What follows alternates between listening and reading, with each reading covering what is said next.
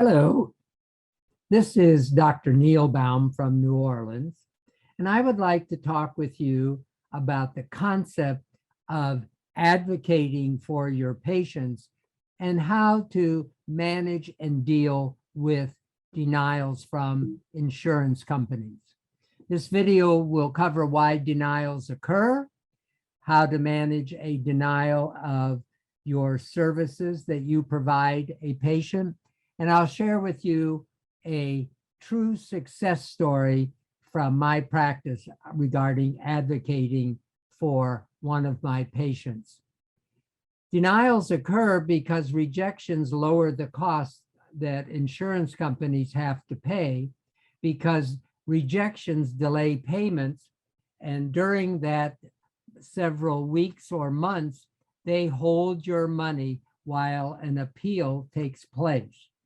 And I want to share with you a story of an 18-year-old quadriplegic from birth, secondary to cerebral palsy.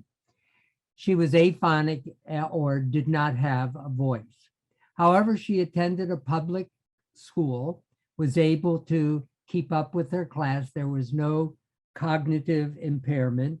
And through public funds, she was able to receive a voice synthesizer that she could operate, with her mouth and by blowing into a receiver end on a computer attached to her wheelchair.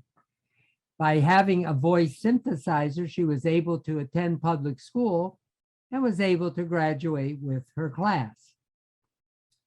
Upon graduation, the family requested to keep the voice synthesizer as the young lady wanted to go to college.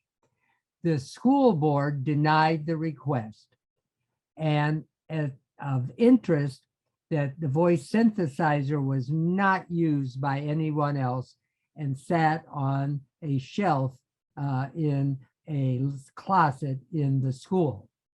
So I recommended that the family contact their insurance company and request a new voice synthesizer. The insurance company denied the request, and they said they were not responsible for replacing something that wasn't present at birth.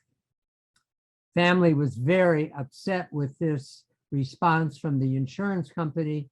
The father didn't want to ruffle any feathers, was fearful about losing his job with UPS, and he considered taking out a bank loan so his daughter could go to college with a voice synthesizer, allowing her to communicate in the class. So I decided to serve as Shelley's advocate, and I wrote a letter to the state's insurance commissioner with a copy of the letter to her employer at Employee Relations at UPS, and a copy to the insurance company's medical director.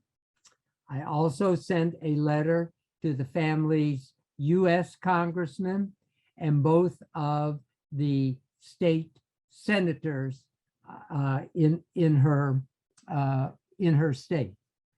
A copy was also sent to 60 Minutes, suggested that the family appear along with her story.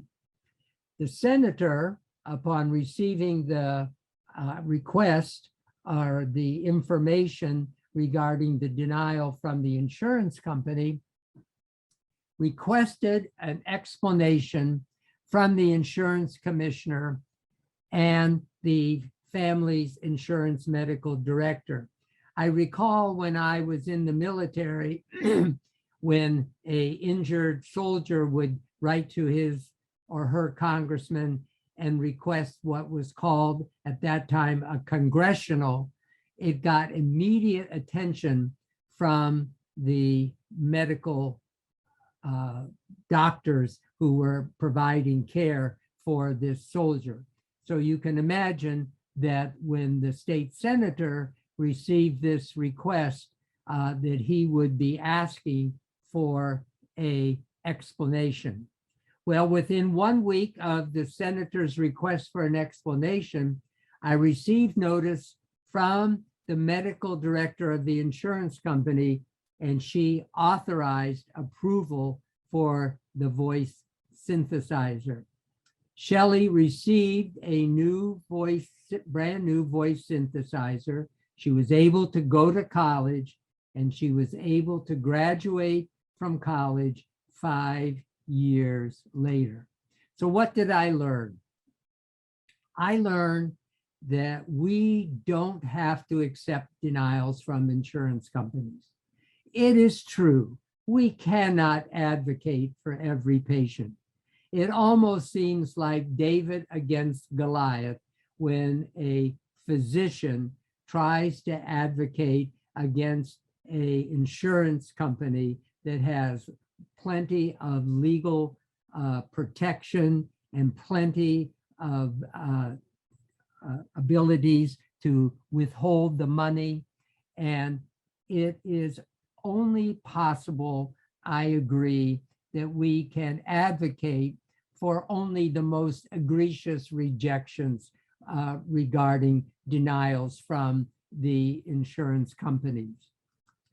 So what I learned was that we, as physicians, urologists, we're focused on the patient, while the insurance company is focused on their bottom line. They're bean counters, and they're only focused on the dollars that are spent. But I can tell you and share with you that as an example of this story with Shelley, nothing provides as much enjoyment and as satisfaction when you are able to successfully advocate for your patients. Well, I hope you found this video helpful regarding advocating for your patients. I know you must have 1 or 2 incredible stories similar to this.